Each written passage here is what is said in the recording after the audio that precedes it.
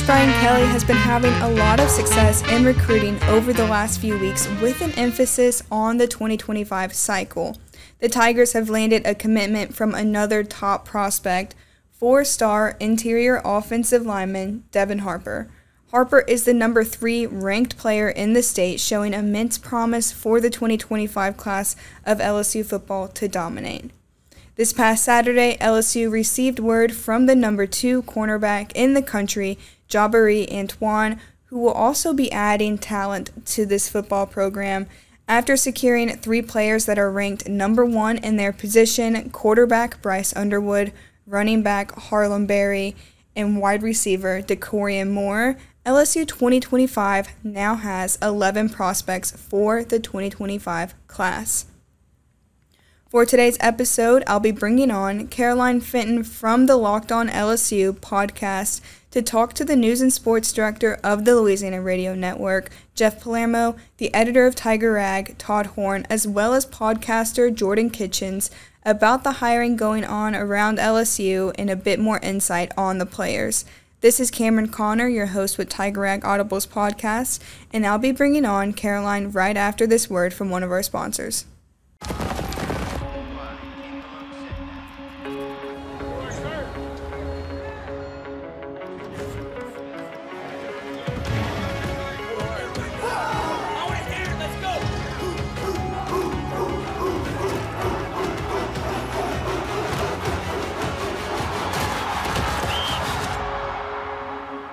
It's your time to move things forward. U.S. Army Reserve. Caroline, welcome to the show. We appreciate your time tonight. How you doing?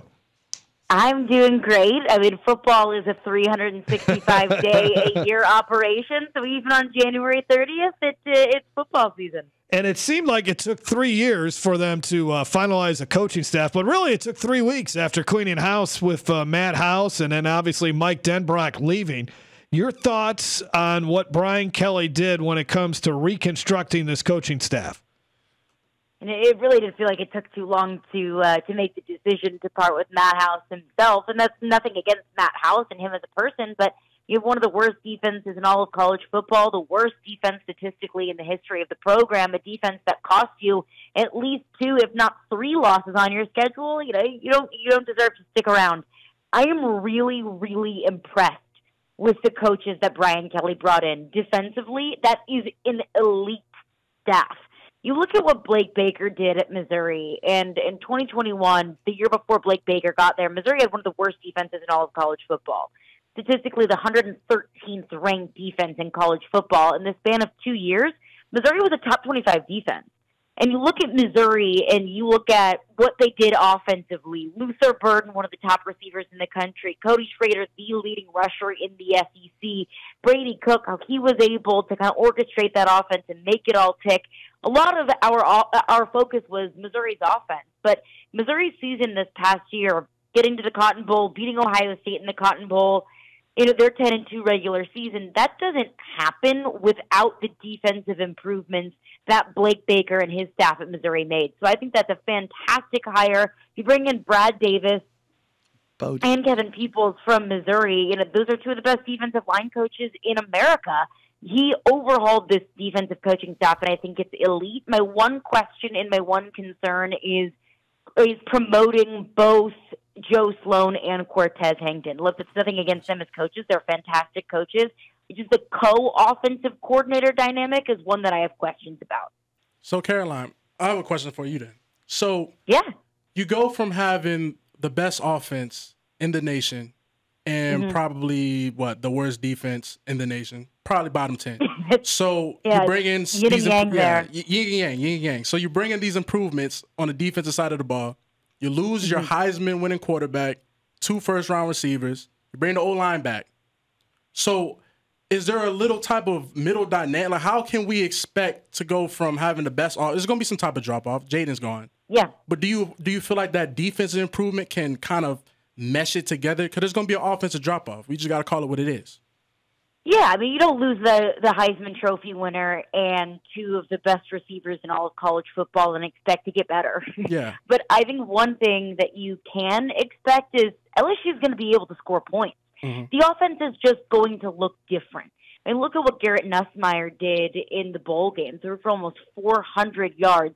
I would expect for that to be maybe not the norm every single week to see Garrett Nussmeier throw over 400, but expect big numbers, passing yards, and big numbers on the scoreboard as well. He doesn't have that threat of his legs that Jaden Daniels had. So the offense will look different. I would expect maybe more work from the tight ends, maybe relying the tight ends more in the short passing game, relying more on the running backs to take a majority of the load with the run game, since Garrett Nussmeier just doesn't pose that threat. So I would still expect it to be a high-octane, high-powered offense, just differently.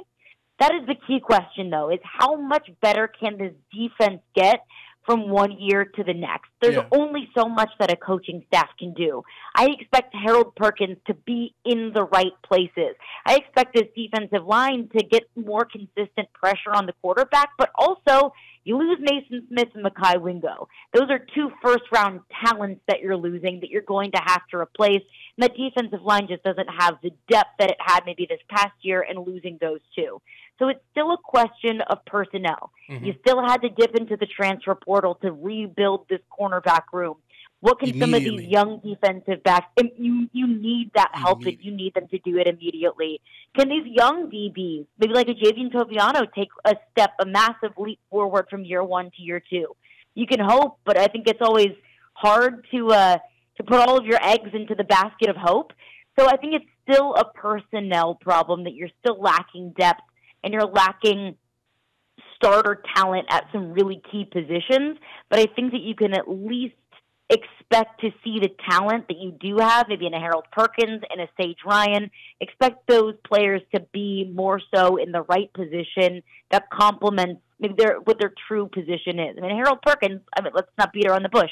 He wasn't put in a position for success. Whenever he's dropping back into coverage and not rushing the passer, that's the problem. What he does best is rushing the passer.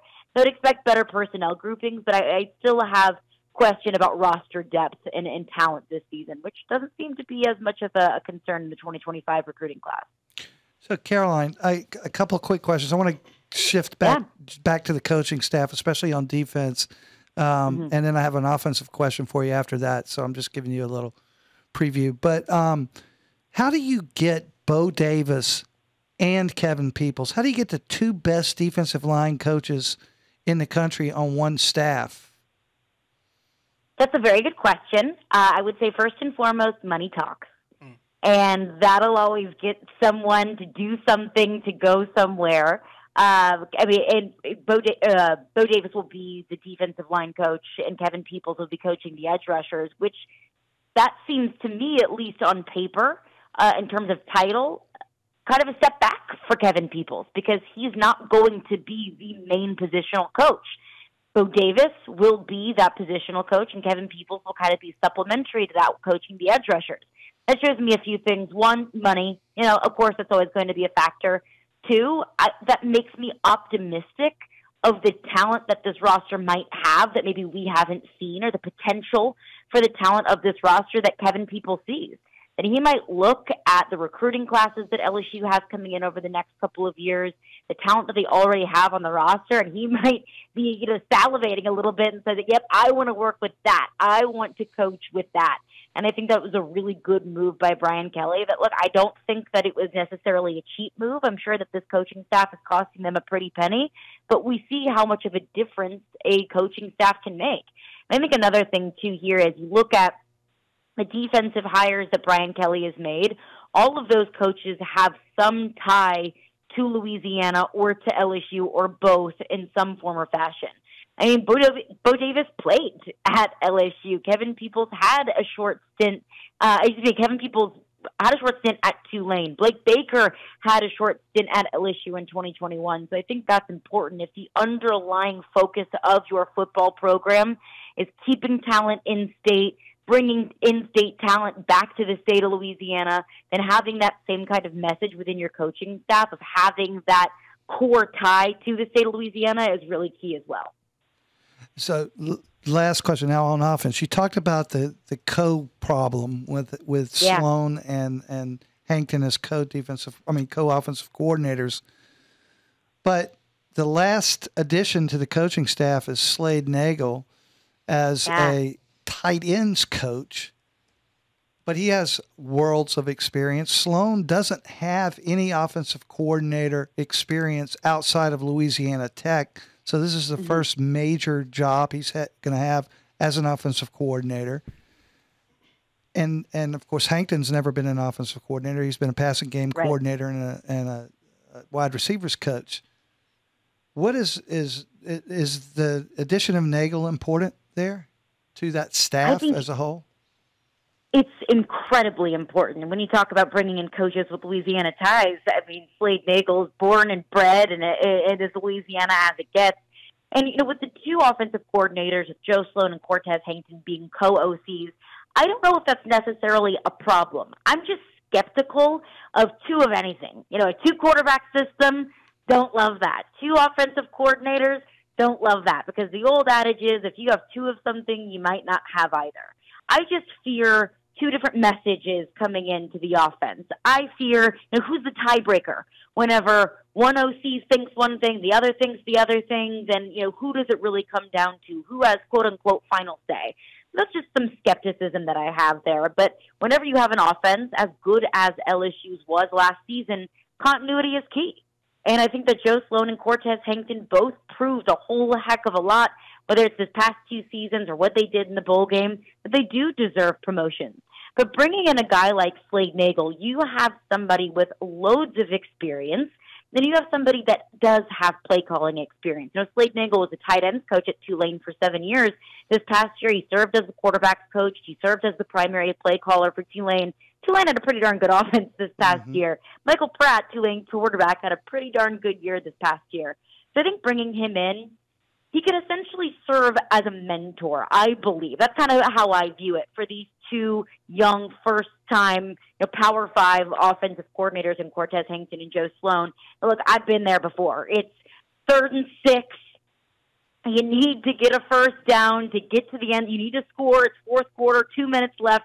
What's the play call there? You know, maybe having a guy like Slade Nagel, who's been in that position before, can be a good counselor and mentor for these two young guys. But also, the other side of that is you're adding yet another cook into the kitchen. Not only do you already have two OCs, you're bringing another offensive coach that has OC experience at a fairly high level. So will that become a problem? I don't know. I hope not. And I think that all comes down to expectations and setting expectations early. And that's the job of Brian Kelly to very clearly explain what the job description is and what the expectations are. So I think as long as you set those expectations early, you should at least be able to eliminate as many issues as possible. You're never going to eliminate disagreements, but as long as you know what the expectation is, you can at least agree on the end goal from there. Well, we know how important tight ends are historically in Brian Kelly offenses. And we know that LSU has a bevy of tight ends, so Slade Nagel's going to be pretty busy with that.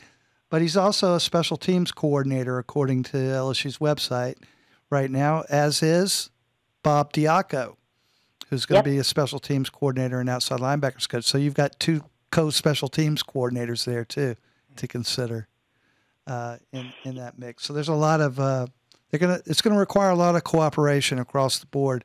But I definitely agree with you that Brian Kelly has sort of admitted his fault and brought in some really deep Louisiana ties, great coaches, and I think they're great player development people, too. Yeah. Jeff and I have talked about that before. Yeah, that's the key, I think, too, is these are a lot of coaches with a ton of experience and that have a massive resume of player development and, all across the board. You can see improvement and success everywhere these coaches have gone. All right, so speaking of a position group with little to no experience, the running back room, I'm not going to get on the cornerbacks. Yeah. It's a little bit more intriguing with that. So who do you think, Caleb Jackson, Trey Holly, we got Cade Durham coming in? What do you think is how this running back room is going to play out over the spring? Yeah, that's interesting because I think that the spring really will dictate it. because I think on any given year you could expect LSU to go in with a running back by committee kind of mentality. That's really what I thought this past year was going to be. I talked all summer about how I thought it was going to be a running back by committee because the running back room was so stacked. Way too stacked. 8 scholarship running backs. And then Logan Diggs got a majority of the carries, and he was kind of more so your go-to workhorse back. I lean to say right now, go into it with the mentality of, you tell me what it's going to be.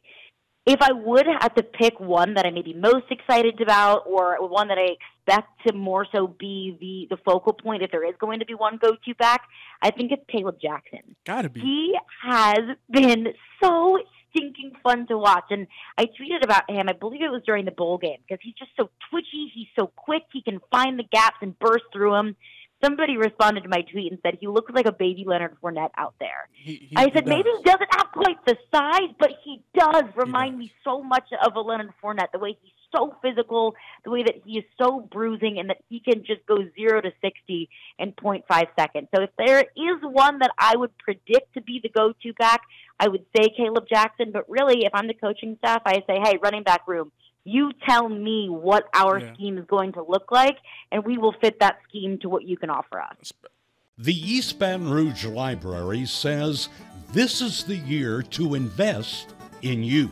The library brings value by connecting you to information, resources, materials, technology, and experiences. We make a positive difference in your life. All you need is your library card. Stop by one of our 14 locations, open 7 days a week, or find us online at ebrpl.com. All right, that's it for today's episode. With a new defensive coaching staff and the promise of a dominant 2025 LSU football cycle, the Tigers are trying to bring back its heyday of DBU. Stay tuned here and on TigerRag.com for more insider chats and all things LSU sports, and I'll be back later this week.